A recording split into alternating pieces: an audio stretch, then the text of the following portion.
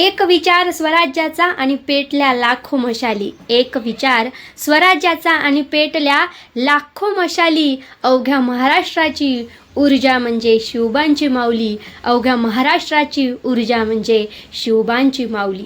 ज्यांनी मराठ्यांच्या रक्तारक्तात स्वाभिमान जागवला, ज्यांनी स्वराज्याचे स्वप्न नुसते पाहिलेच नाही तर ते स्वप्न सत्यात उतरवण्यासाठी अविरत प्रयत्न केले, अशा राजमाता जिजाऊची जयंती आपण 12 जानेवारी रोजी साजरी करतो. 12 जानेवारी 1598 रोजी बुलढाणा जिल्ह्यातील सिंदखेड राजा येथे आईसाहेब जिजाऊंचा जन्म झाला. जिजाऊ आईसाहेब ह्या कुशाग्र होत्या, युद्धनीती जाणत होत्या, राजनीती जाणत होत्या. त्यांच्या आईचे नाव म्हाळसाबाई होते आणि त्यांच्या वडिलांचे नाव लखोजीराव जाधव असे होते. आई म्हाळसाबाई ह्यांचे म्हणणे होते की जिजू नुसतं युद्ध कौशल्यामध्येच पारंगत नसावी तर ती एक उत्तम गृहिणीसुद्धा असावी. या दृष्टिकोनातूनच जिजाऊंवर लहानपणापासूनच संस्कार घडवायचे काम त्यांनी केले.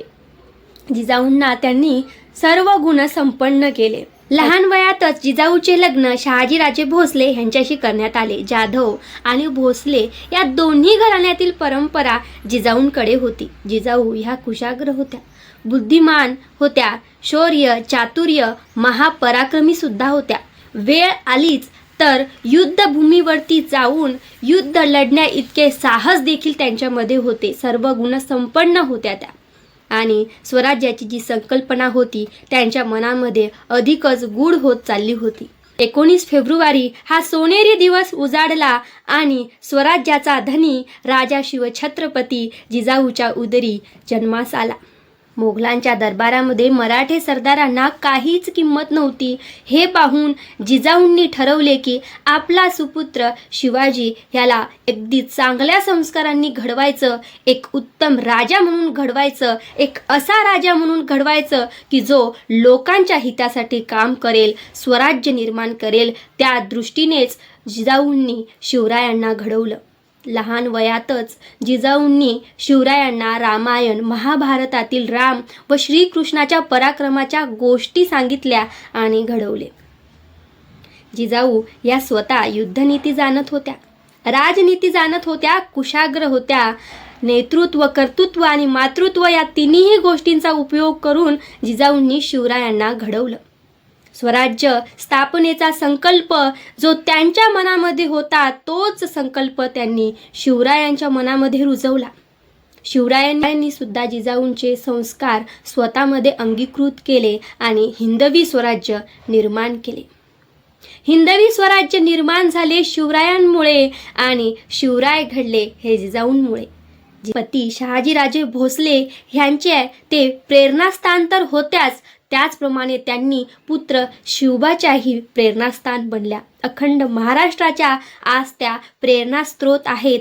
ते काय उगीच नव्हे, कारण की जिजाऊ ह्या पृथ्वी तलावरती जागृत आहेत असे संबोधले जाते. कारण की इतका तेजस्वी पुत्र जिच्या पोटी जन्मास आला ती आई कशी असेल.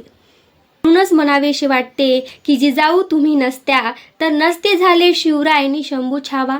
जिजाऊ तुम्ही नसत्या तर नसता मिळाला स्वराज्य ठेवा.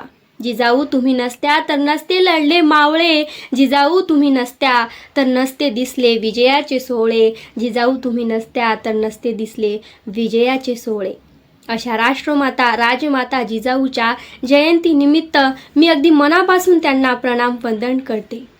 जिजाऊंनी शिवांना फक्त जन्मच दिला नाही तर स्वराज्य संकल्पना प्रत्यक्षात उतरवण्यासाठी, साकार करण्यासाठी त्यांना बुद्धी, चातुर्य, पराक्रम आणि चारित्र्य अशा अनेक गुणांनी गुणसंपन्न केले. शिवबांना अन्यायाविरुद्ध लढण्याचे बळ दिले. जिजाऊंचा स्वराज्य संकल्प, लढाऊ बाणा आणि अन्यायाविरुद्ध पेटून उठण्याची उर्मी यांच्यामुळे छत्रपती शिवराय घडले असे म्हणल्यास वावगे ठरणार नाही.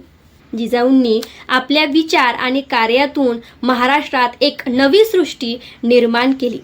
मराठ्यांचा इतिहास घडवणारी एक स्वराज्य प्रेमिका महिला म्हणून त्यांचे स्थान उच्च दर्जाचे आहे. स्वराज्याच्या 2 छत्रपतींना घडविणाऱ्या राष्ट्रमाता जिजामाता ह्या फक्त आदर्श माताच नव्हे तर वीर कन्या, वीर पत्नी, धीरोदात्त राजमाता होत्या. अगदी कुशाग्र, धैर्यवान आणि युद्धनीती जाणणाऱ्या होत्या. वेळ आलीच तर युद्धभूमीवरती जाऊन लढण्याचे साहस सुद्धा त्यांच्या अंगी होते. तिच्या शिक्षणामुळे, जिजाऊ मातेच्या संस्कारामुळे आणि जिजाऊ मातेच्या मार्गदर्शनामुळेच शिवरायांनी 18 पगड जातीच्या सर्व मावळ्यांना एकत्रित करून स्वराज्य उभारले. तर अशा या स्वराज्य जननी राजमाता, राष्ट्रमाता जिजाऊच्या जयंतीनिमित्त मी तुम्हाला खूप खूप शुभेच्छा देते. जेव्हाही जयंती येते किंवा जेव्हाही काही महान कार्य केलेला दिवस येतो, महापुरुष असो किंवा अशी रणरागिणी असो, त्यांच्या कार्याची जाणीव आपल्या मनामध्ये असावी. म्हणूनच एक 5 मिनिटे वेळ काढून आपण नक्कीच त्यांच्या आयुष्याबद्दल थोडं तरी वाचन करायला हवं आणि त्यांच्या कार्याची जाणीव आपल्या मनात असायला हवी. तर भेटूया अशाच एका नवीन व्हिडिओसहित. जय जिजाऊ, जय शिवराय, जय शंभूराजे, जय महाराष्ट्र, जय भारत. धन्यवाद, खूप खूप धन्यवाद.